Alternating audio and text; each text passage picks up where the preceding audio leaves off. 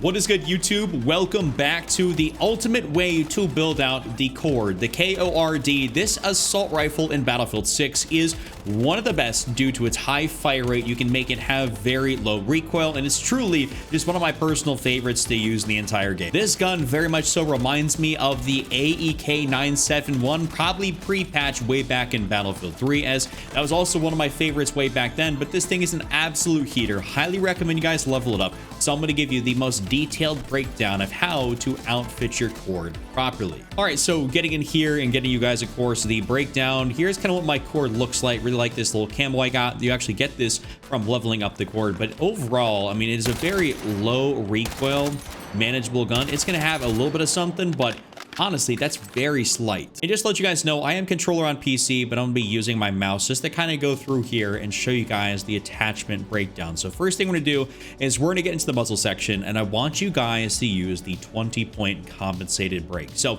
you can use a variety of things in here, and something I even have experimented with is actually using the suppressor, as for whatever reason, it's just very, very satisfying to be able to use. And suppressors in this game can be unbelievably useful. Like, you can legitimately stay off the radar, and like, people just don't know where you're at all. Great for being kind of unnoticed, getting behind enemy lines. It is quite nice. But overall, the mass majority of people probably don't care about being suppressed. They just want to be able to have controllable recoil, to be able to hit those shots at that medium distance. This is not a super long range AR. The compensated brake right here gets you enhanced brake that minimizes recoil buildup and improves recoil recovery. Soldiers firing will still be spotted, marking their position in world and on the minimap. So that's perfectly fine, but it does really help with your overall recoil control more so than the brake. I should say the double port brake, the single port brake, and of course the flash hider. Something I have noticed is that even though there is indeed the linear comp, which does help with your overall precision, which in theory should make you more accurate, you definitely want to stick more so with the brake to help your overall control of the gun.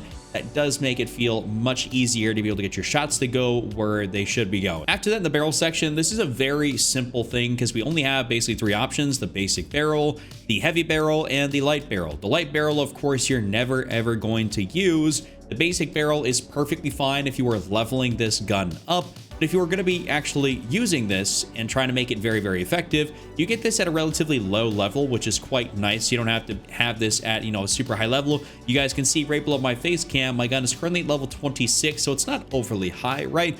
But the heavy barrel is indeed the move. Heavy barrel that improves firing accuracy over extended periods, which is awesome. You definitely need that. You need to be able to increase your overall damage, range, all this sort of fun jazz. You can see that if I go over here to the basic barrel and I go click onto the heavy, I get an increase in precision. I lower some mobility, but overall, I mean, this is going to be significantly better.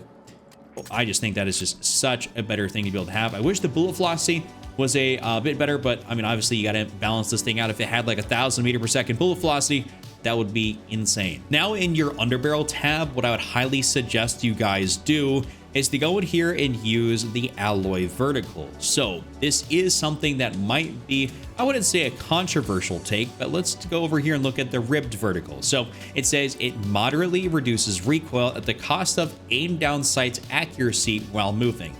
Think about that one for a sec. And if you guys watched my video where I talked about the season 1 patch notes, they are messing with the overall, they call it dispersion, but basically we refer to it in layman's terms as bloom. Basically, where your shots, your aim down sights, you're looking at somebody and they're not going where, obviously you're aiming. So when you have that, the ribbed vertical might help your recoil, but the amount of times you're moving in Battlefield, it's not beneficial to have on one of these grips, which is going to cost you as soon as you're moving, because you're not going to be stationary a lot of the time. So I'd say the alloy vertical, also a benefit. It's an early level unlock, so you'll be perfectly fine. Down here in the magazine, this is something that is a little bit more personal preference. I'd say you can run the 30 round fast mag, the 36 round mag, the 40 round mag. I've experimented kind of with any and all the above, and the reason I kind of like that 40 round mag is just because it's got such a high fire rate. Like, the rate of fire is 900 rounds per minute. The ROF, that's what it stands for. So it's like, why would I not want to have extra bullets in my magazine? To me, that makes sense. I like to be able to do that, but if you don't want to have your extra bullets in your mag, you just rather have a faster reload at 2.168 seconds versus 2.45 seconds. That is something that is, I guess, a little bit more negligible, but it is still a difference. So go for any of these three. Not really going to make a huge difference, but it is just a personal preference on my part. Of course, for the ammunition, we just run the standard ammunition. I don't really feel like changing that.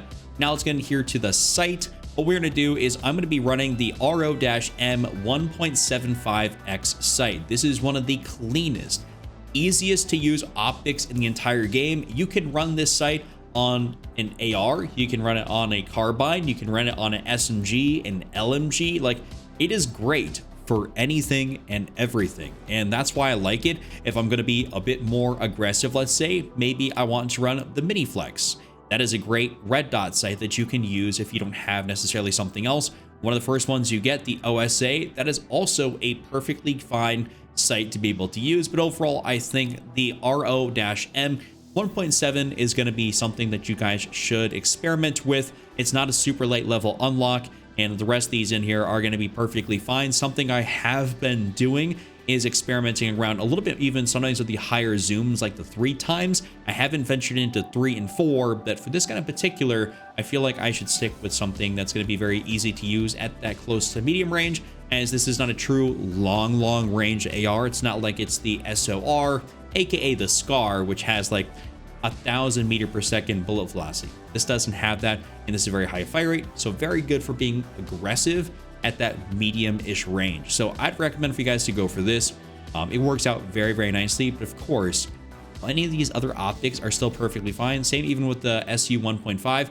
This is a holographic sight, essentially. That's perfectly fine to use as well. So a variety of options in here. And last but certainly not least here on this KORD setup, I really enjoy having a accessory, basically the 5MW green laser. There are things in here that you can use, and unlike other guns, this does actually have the light and the lasers on the same exact accessory. If you back out here, of course, there is no left accessory. There is only just the one accessory, the right accessory. So you have to choose basically between one or the other. I'd recommend to go for a laser of some sort. I was running the 5MW red laser there for a while, but I just recently unlocked the green laser, and I think that's nicer because of course it gives me better hipfire accuracy, going from a 46 to a 54, a pretty noticeable difference. Of course, you do happen to have the laser visible to people, which can be a bit of a downside, but overall, I think that is something that's really nice. I don't really feel inclined to go for this 120mm blue laser.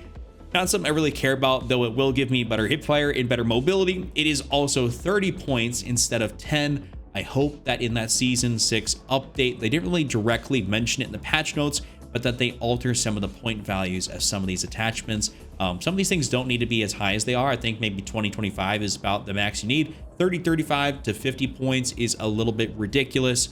I don't think any of these attachments are going to be worth that. So I don't think you guys will be that great off if you are using something like that. But that right there is basically going to be my full build. I want you guys to go ahead for sure and give it a try.